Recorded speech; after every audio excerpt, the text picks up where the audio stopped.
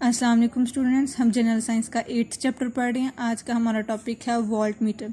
कल हमने पढ़ा एमीटर, जो क्या है, करंट मापने के लिए एक आला है। ठीक है, आज हम पढ़ेंगे वोल्ट मीटर, जो क्या है, पोटेंशियल डिफरेंस मापने वाला आला है। स्टार्ट करते हैं। वोल्ट मीटर पोटेंशियल डिफरेंस मापने वाला आला है। ये भी गैल्वेनोमीटर में तरमीम करके बनाया जाता है। मतलब कि जिस तरह गैल्वेनोमीटर है उसके अंदर हमने थोड़ी सी तब्दीलियाँ की हैं और उसको वोल्ट मीटर बना लिया है। गैल्वेनोमीटर की कॉइल के साथ सीरीज में एक बड़ी रेजिस्टेंस लगा दी जाती है जिसे वोल्ट मीटर कहा जाता है।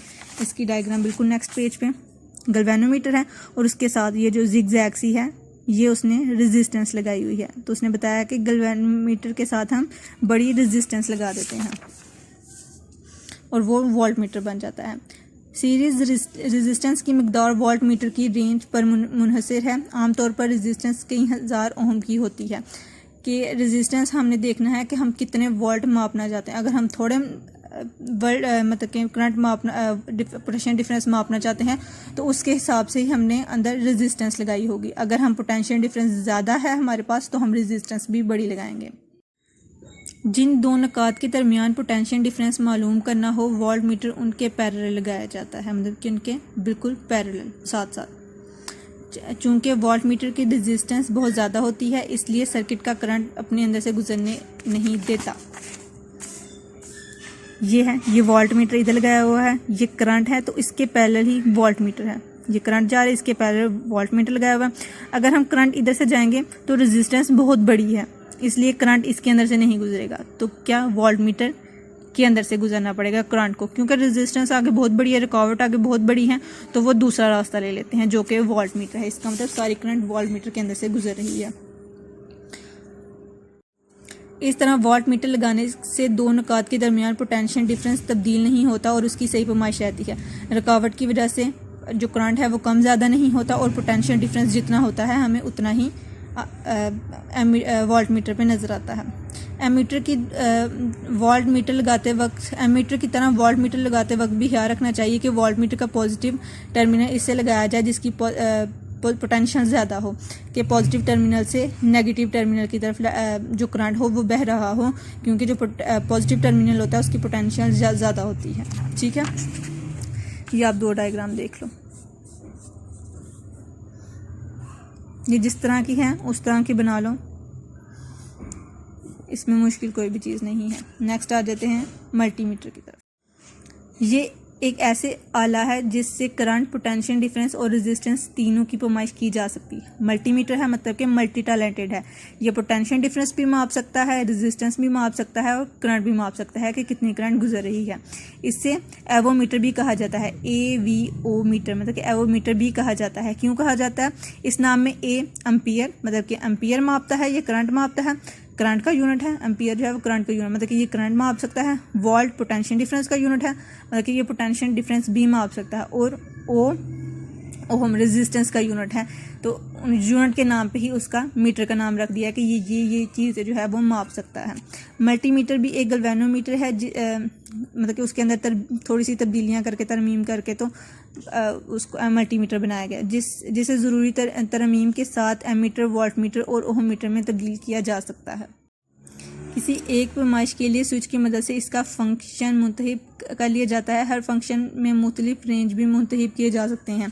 बतौर वोल्ट मीटर इसमें DC और AC दोनों किस्म की वोल्टेज मापने की सहूलत मौजूद है। मतलब कि ये AC करंट पे भी काम कर सकता है और DC करंट पे भी काम कर सकता है। इसका ये भी फ़ायदा है। बाकी जो पहले उसने बात बताई है इसका मतलब है कि हमने बस स्विच को मोड़ना है, कि हमने मतलब कि फाइंड क्या करना है, हमने करंट मापनी है, हमने रेजिस्टेंस मापनी है, हमने क्या मापना है।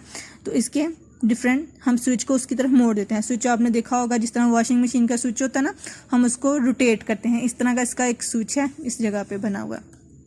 ठीक है, अगर हमने A मापना है मतलब कि एम्पेयर मापना है तो हम इस पे ले आएंगे। और इसके साथ साथ अगर आप बोर्ड से देखो इधर वैल्यूज़ भी लिखी हुई हैं, मतलब कि हम इसकी रेंज भी डिसाइड कर सकते हैं कि हमने कम रेंज की करंट गुजारी है तो हम कम रेंज की एम्पेयर फाइंड करना चाहते हैं, ज़्यादा रेंज की हमने करंट गुजारी है तो हम ज़्यादा रेंज की एम्पेयर फाइंड कर सकते हैं। इसलिए ये वोल्ट, एम्पेयर और रेजिस्टेंस के अलावा हम उसकी रेंज भी डिसाइड कर सकते हैं कि किस रेंज की हमें करंट गुजर रही है और किस रेंज का हमें रिजल्ट चाहिए। नेक्स्ट आ जाते हैं एनालॉग और डिजिटल मीटर्स की तरफ। स्टार्ट करते हैं। अभी तक जिन मीटर्स के मुतालिक आपने पढ़ा है, इसमें रीडिंग लेने के लिए सर्कुलर स्केल पर सुई की पोजीशन देखी जाती है।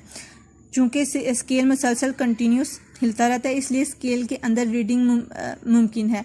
ऐसे मीटर्स को एनालॉग मीटर्स कहते हैं।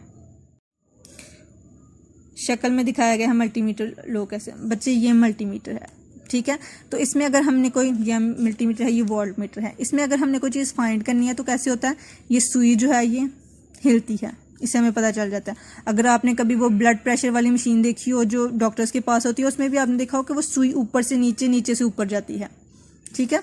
तो इसी तरह की इसकी भी जो सुई है वो हिलती है।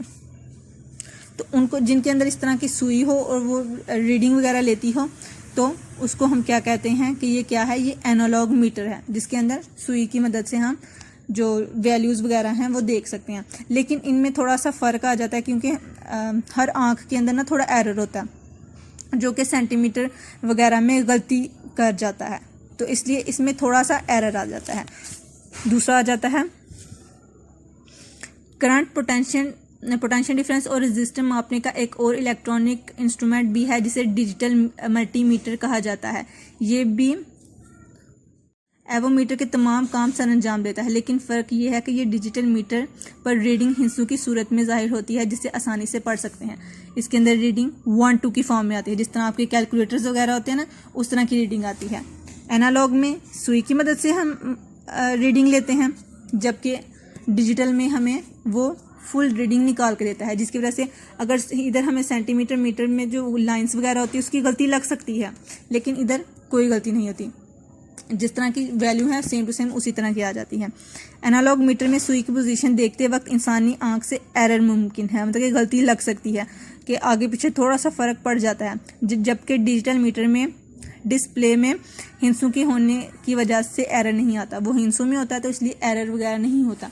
इसमें एरर आ सकता है, गलती लग सकती है, लेकिन इसमें गलती के चांस कम है, ठीक है। तो ये हो गए आपके 3 वोल्ट मीटर, मल्टीमीटर, ये हो गए लॉन्ग में, और आगे आपको शॉर्ट में आ सकता है एनालॉग और डिजिटल। एनालॉग मीटर में और डिजिटल मीटर में क्या फ़र्क है, तो आपने ये जो पूरा पैराग्राफ है ये लिखना है, ठीक है। ये आपका लॉन्ग हो गया, मल्टीमीटर, वोल्ट मीटर, एमीटर, ये लॉन्ग में हो गया, और ये दोनों जो हैं वो ये आपको शॉर्ट में आ गए, ठीक है। ये आपने सारा याद कर लेना है, और साथ ही आपका चैप्टर भी ख़त्म हो गया है। आपने ये 8 वाला चैप्टर जो है ये सारा एक दफ़ा पढ़ लेना है। अगर फिर कोई जो टॉपिक हो जो समझ में ना आए, जिसमें कोई कन्फ्यूजन हो, मुझसे पूछ लेना, मैं आपको दोबारा बता दूंगी। कल हम इसकी एक्सरसाइज करेंगे और ये चैप्टर फिनिश कर देंगे, ठीक है। कोई मसला हो मुझसे फ़ोन कर लेना या फिर मैसेज कर लेना, मैं तुम लोगों को बता दूंगी, ठीक है। और साथ साथ ये कॉपीज़ पे भी उतारते जाओ, और कल जो मैं एक्सरसाइज करवाऊँगी वो भी तुम लोगों ने कर लेनी है, ठीक है। कॉपीज़ पे उतारनी है मतलब। अल्लाह हाफिज़।